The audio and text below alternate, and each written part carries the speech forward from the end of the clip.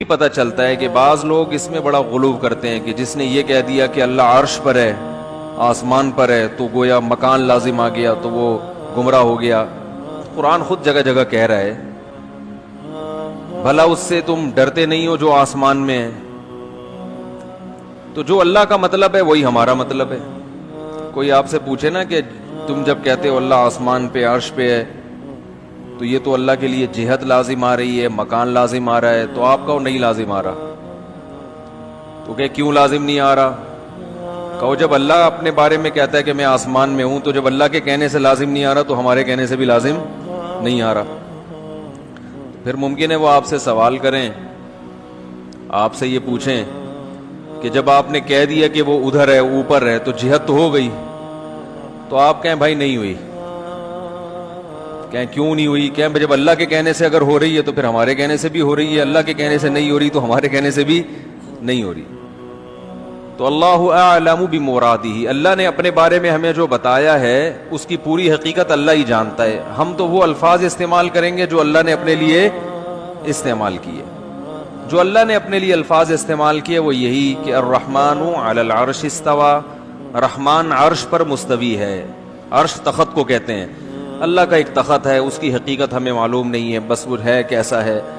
اور من فی السماء، آسمانوں میں ہے۔ اسی طرح حدیث میں آتا ہے کہ ایک باندی نبی کے پاس آئی، آپ نے پوچھا این اللہ، اللہ کہاں ہے؟ اس باندی نے کہا فی السماء، آسمانوں میں ہے۔ آپ نے فرمایا کہ اس کو آزاد کر دو، صحابی کو حکم دیا کہ اس کو آزاد کر دو۔ آپ نے اس سے نہیں پوچھا آسمانوں میں کیسے ہے، کیا بات بھائی؟ تو عامی آدمی سے بھی جب پوچھا جائے گا اللہ کہاں ہے تو وہ کہے گا بھائی اللہ آسمانوں میں ہے، عرش پہ ہے۔ کیسے ہے، کیا ہے، ہمیں نہیں پتا۔ البتہ قرآن میں کچھ دوسری آیتیں ہیں جن میں آتا ہے وَهُوَ مَعَكُمْ أَيْنَمَا كُنْتُمْ، تم جہاں بھی ہو وہ تمہارے ساتھ ہے، یہ بھی ہے قرآن میں۔ نَحْنُ أَقْرَبُ إِلَيْهِ مِنْ حَبْلِ الْوَرِيدِ، ہم تمہاری شہرک سے بھی زیادہ قریب ہیں۔ بات سمجھ میں آ رہی ہے؟ تو دیکھیں کسی بھی کلام کو نا سمجھنے کے لیے یہ ضروری ہے کہ اس زبان میں اس قسم کے کلام کا کیا مطلب لیا جاتا ہے۔ تو جب بھی ہم کسی سے بات کرتے ہیں، اردو میں بھی جو اصول ہیں وہی عربی میں ہیں اس معاملے میں۔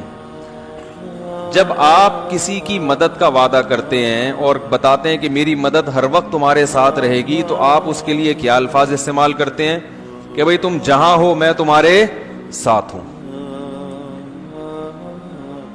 یعنی تم پہ نظر رکھے ہوئے ہوں اور تمہاری مدد کے لیے ہر وقت تیار ہوں۔ تو یہاں مطلب یہ ہوتا ہے کہ علم کے لحاظ سے بھی تمہارے ساتھ ہوں، یعنی مجھے پتا ہوگا تم کیا کر رہے ہو، نظر رکھی ہوئی ہے میں نے، اور قدرت کے لحاظ سے بھی تمہارے ساتھ۔ قدرت کا مطلب کہ تمہاری مدد پر میں قدرت رکھتا ہوں، تم یہ نہ سمجھو کہ مجھے قدرت ہی نہیں ہے، تو میں ہر وقت تمہاری مدد کر سکتا ہوں۔ تو عربی میں بھی، چونکہ عربی بھی ایک زبان ہے، تو قرآن جب عربی میں نازل ہوا تو قرآن کا بھی وہی مطلب لیا جائے گا جو عربی زبان میں مطلب لیا جاتا ہے۔